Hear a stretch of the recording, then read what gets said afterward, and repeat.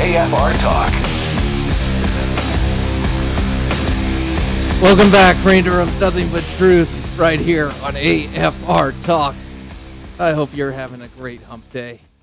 You're getting through it. You're over the hump. Come on now. Closer to Friday. So, you know what happened on CNN this morning? Well, if we look at the ratings, many of you don't. At least that's what I hear. I don't have any specifics, but the new morning show's not necessarily just taking off like a Fox and Friends or a Sandy Rios in the morning. No. It is a new show that has the same problem. Liberal bias. Oh, Crane, you're boring me with this. Yeah, liberal bias. Always liberal bias. Okay. All right. I know you may feel that way. Crane Durham's Nothing But Truth, proudly on AFR Talk. How about this? How about we do a little montage? When we got a lot to say and a little time, we do a montage. And this is a montage put together by newsbusters.org, Matt Hadrow, who did a great job. And I love Newsbusters. They help me out big time daily because they put this stuff together. It's a wonderful montage of Chris Cuomo interviewing Ted Cruz, the junior senator from the great state of Texas. And listen to the types of questions that he was getting. Roll it.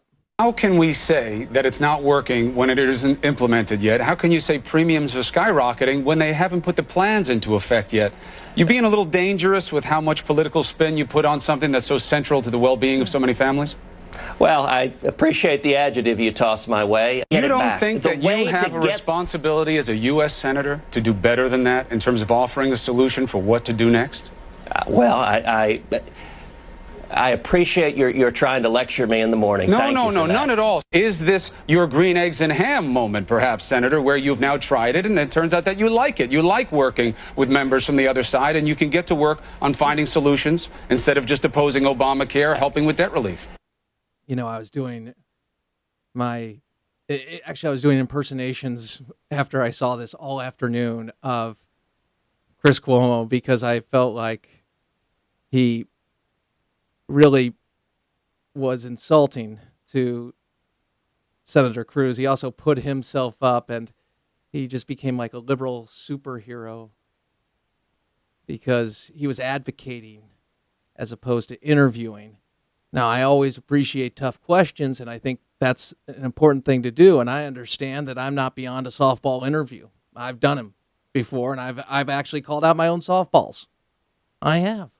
Ask our good friend Senator Jim Inhofe.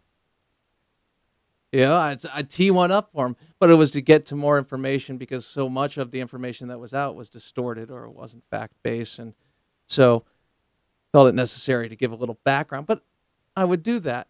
I'd also challenge other people, but not about their motives and also not advancing the false narrative that has plagued the political debate, especially in light of Ted Cruz being right about Obamacare, being right about the devastating effects of Obamacare.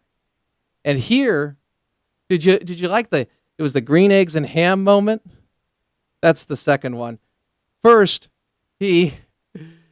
Senator Cruz calls out Chris Cuomo for the lecture. You heard a snippet of that. Now you get the full dose.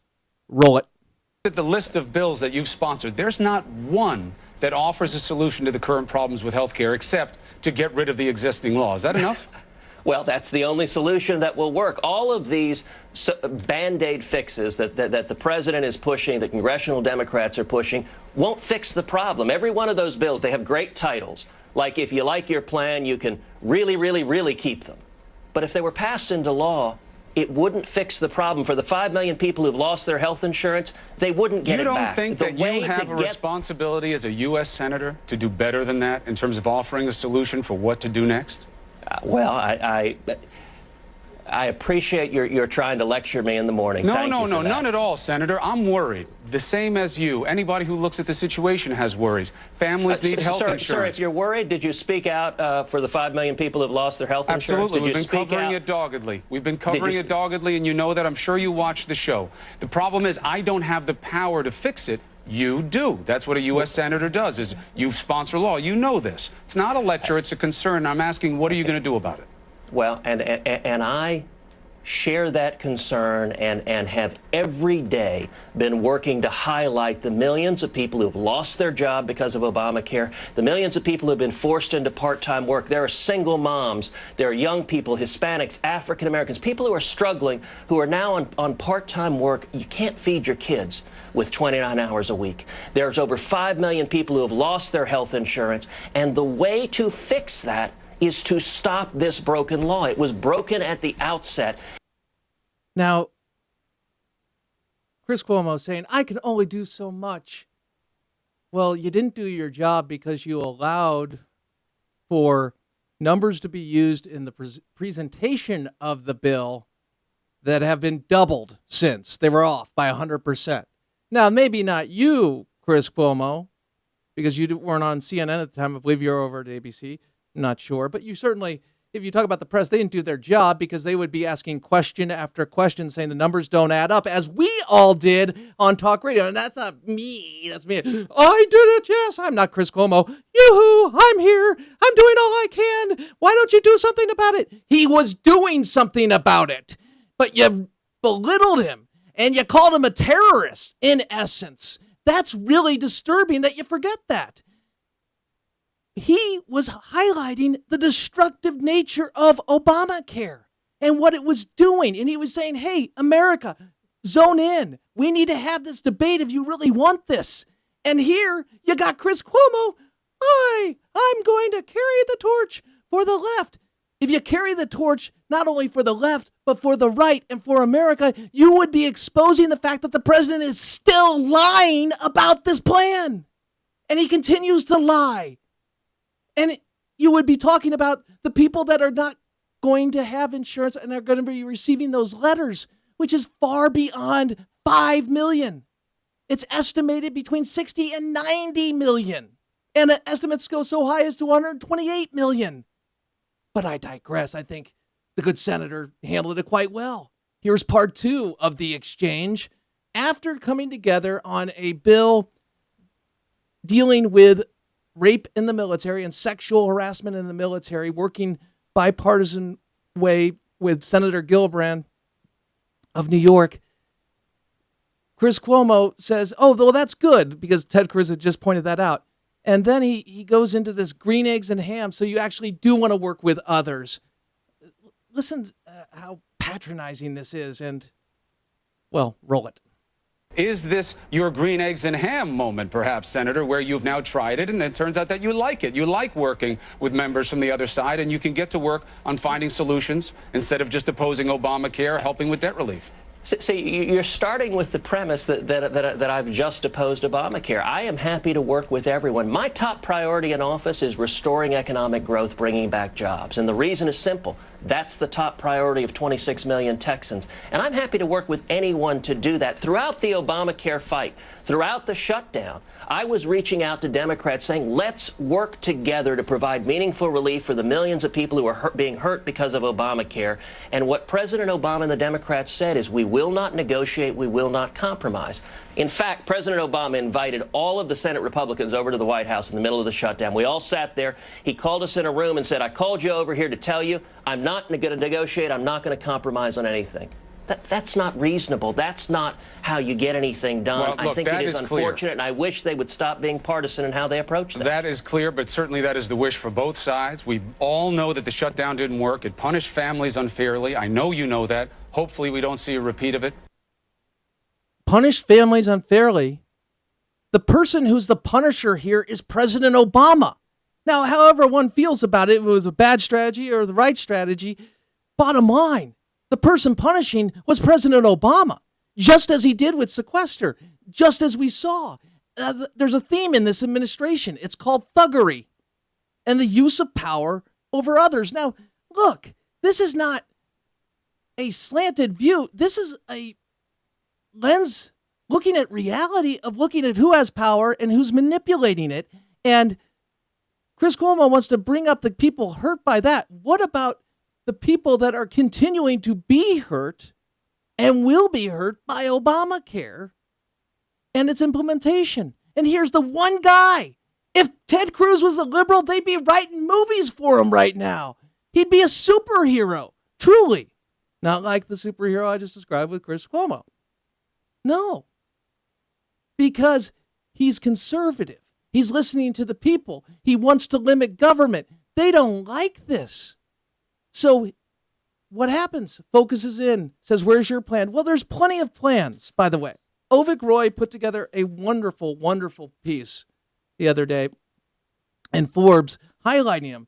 But you have Tom Price has a plan. These are comprehensive plans. You have Coburn and Ryan working together on a plan, premium support. You have tort reform that's just been dealt with and discussed, buying across state lines, high-risk pools. I mean, you have the plans, and Cuomo's like, no, you don't have anything to show. Really?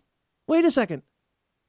The senators highlighting these things, you're telling me there's not other plans to go? That's one of the biggest myths perpetrated and perpetuated by the left media. And it's frustrating because if I'm looking at the debate and I see somebody just criticizing, yeah, I'm going to say, what are you doing? Why are you just criticizing? But if you realize that there have been plans, but the problem is you got to first fix the broken system, and the broken system is the law, well, you got to address that. Now, Holman Jenkins had a great piece today about fixing the health care plan. He was highlighting another Republican plan. Now, I'm not about D's or R's. I know there's manipulation on both ways. I get that. But if the D's agenda is based oftentimes, well, it's liberal. It's a liberal agenda. And you have to, as you've seen, either go into really weird attacks or you have to distort or lie about the record because it's a failure. It's a failure foreign policy-wise. It's a failure economics. It's a failure in certainly the cultural issues as we've seen. That said, you look at what Cuomo had the opportunity to do, and what he did was he just advanced false narratives.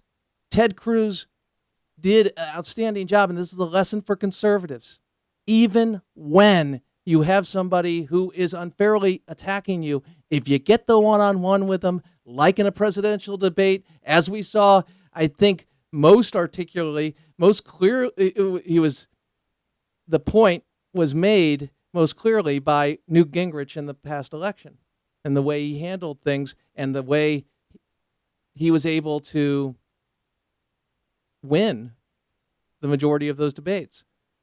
Now, you say, Crane, this is about winning. No, it's about communicating the truth. Ted Cruz did that despite Chris Cuomo. On the flip side, we're going to be talking to a man who is following up on a story, and he's a great reporter, great columnist.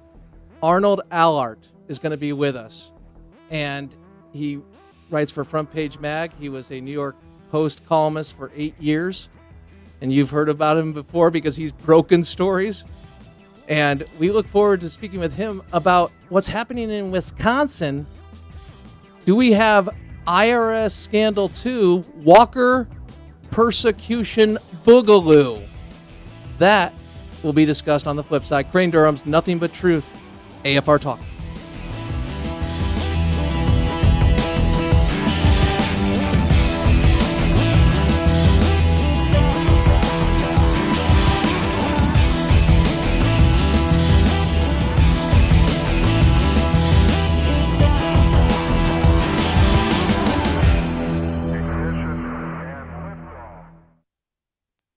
I'm a widow. I've worked for a bank for 31 years, and I've been retired now for 10 years. Myrtle Norris comments on her experience with the AFA Foundation. I had a lot of financial questions, and Dan Celia he answered my questions, and he helped me with a lot of decisions that I made. And then the charitable gift came up, and he explained that to me. And so I contacted Diane O'Neill, and she walked me through everything that I needed. I decided to get it, and I'm sure glad I did, because I know now that money is in a place that I know God wants it to be, and also get my monthly income from it. I believe in the AFA and what they're doing because they're working for us. Learn how the AFA Foundation can work for you by calling 800-326-4543 extension 345 or visit afafoundation.net. The words of Isaiah in chapter 9